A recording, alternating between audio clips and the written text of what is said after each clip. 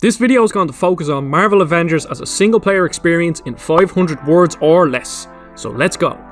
Marvel Avengers was and still is surrounded by plenty of controversy. The general thoughts on the game is that it's a pretty good character action game, nothing more than that, and plenty of people are confused as to why it's a persistent online game.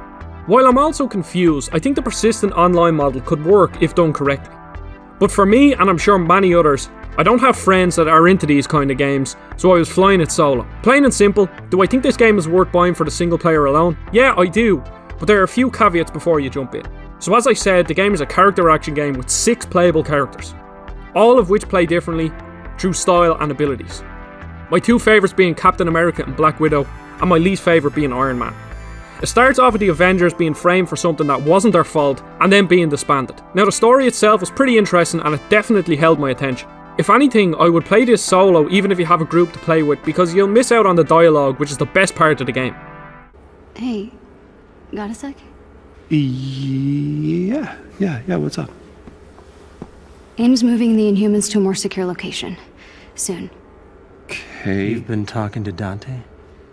Crystal did a fecking amazing job at writing and casting for the characters. They all feel authentic. Kamala Khan is nerding out over the Avengers the whole time, Tony Stark is a snarky fecker, and Thor is as dry as ever. It's a shame that people are sleeping on this due to it being a persistent online game, because they're missing out on some really great characters. Now, the thing we're all here for, the gameplay and structure of the game. I can safely say that if you like character action games, you will like this. Some people said it feels quite button mashy, but you can make it as complex as you want it to.